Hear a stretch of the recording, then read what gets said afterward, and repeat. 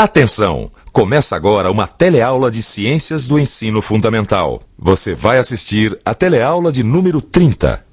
Bons estudos!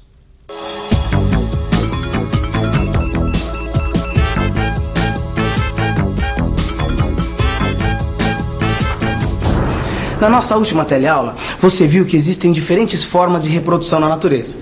Toda vez que dois seres se unem para gerar um outro ser, eles transmitem muitas de suas características. Olhando um filhote, você vê que em umas coisas ele parece mais com o pai, em outras coisas ele puxou mais a mãe. Ou seja, você identifica a característica dos pais e até mesmo dos avós. Mas às vezes, aparecem características que nunca foram vistas antes. Por que será? Fique atento, a nossa teleaula de hoje vai responder essa e outras perguntas sobre a evolução dos seres vivos. Nessa teleaula, você vai conhecer quais foram os ancestrais do tatu, da lhama e do bicho preguiça, animais que viveram há milênios. Vai ver que as características dos pais se transmitem para os filhotes e que nesse processo podem surgir características novas através das mutações. Vai entender ainda como as mutações são importantes no processo de seleção natural.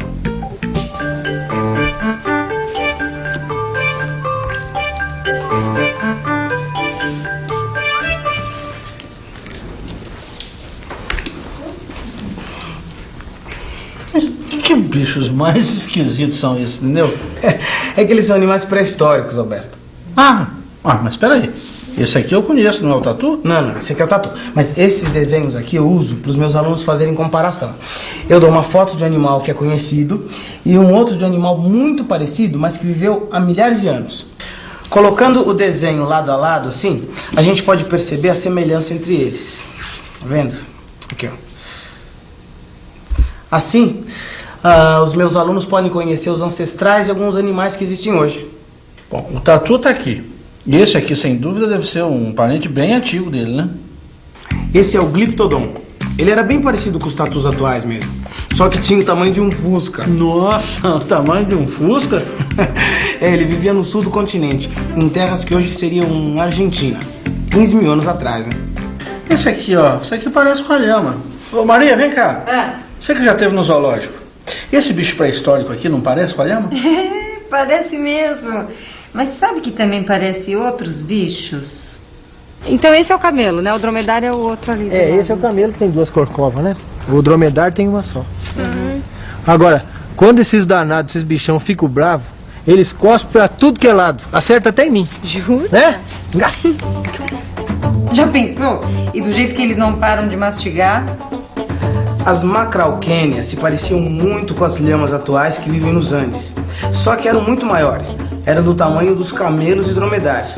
Provavelmente, as macrauquênias foram os ancestrais dessa grande família. Assim. Esse aqui, deixa eu ver.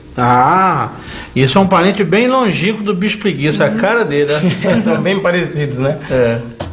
Os megatérios eram preguiças gigantes que viviam nas florestas amazônicas. Eles desapareceram inteiramente há uns 6 mil anos. Mas até hoje as lendas dos povos indígenas falam deles. Chamam de Mapinguari, um monstro gigante que assusta quem se aproxima dele com um cheiro horrível. Você sabe o que é isso? Não, repare bem. Eu ganhei de presente, às vezes eu uso como peso para o jornal não voar. Mas não é só um pedaço de pedra, não. É um fóssil. Fósseis são vestígios de formas de vida que viveram há milênios de anos atrás.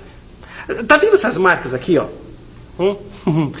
São do esqueleto que deve ter sido provavelmente de um animal pré-histórico. É muito difícil saber com precisão como era a vida naquele tempo. Mas algumas coisas os pesquisadores já conseguiram desvendar. Por exemplo, já se sabe que o continente americano era muito diferente. A última glaciação ocorreu entre 12 mil e 18 mil anos atrás. Formaram-se grandes calotas de gelo nos polos. A quantidade de gelo era tão grande que o nível do mar foi baixando à medida que a água ia se solidificando.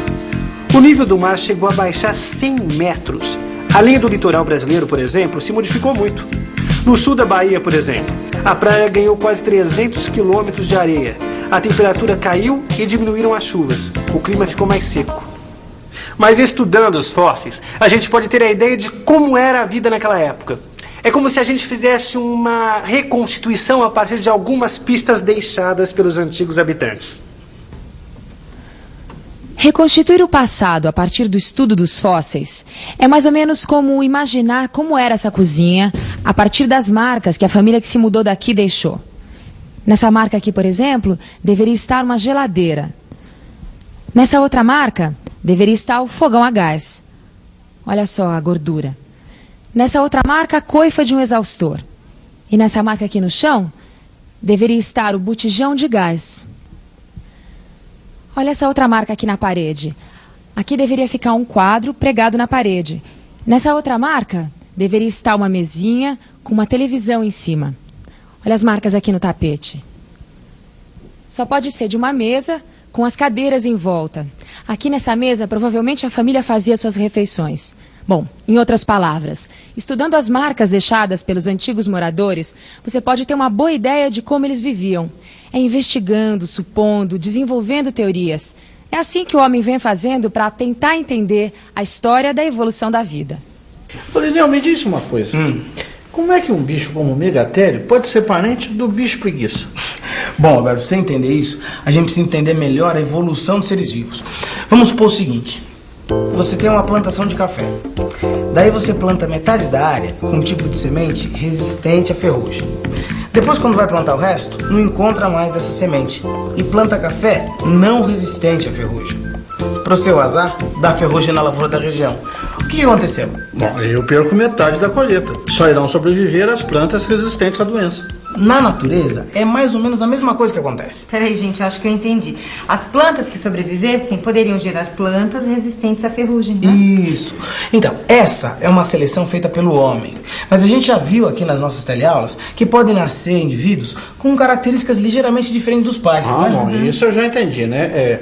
Houve espécies que desapareceram com as mudanças e outras que sobreviveram e deram origem aos seres vivos atuais. Isso. Mas como é que isso aconteceu? Isso aconteceu por causa das mutações. Como assim mutações? Quando dois seres vivos se unem para gerar um outro ser, eles transmitem muitas de suas características. É por isso que a gente sempre consegue identificar nos filhotes algumas características do pai, outras da mãe. Mas tem filhotes que nascem com características novas, nunca vistas antes. Isso acontece por causa das mutações. Agora eu entendi.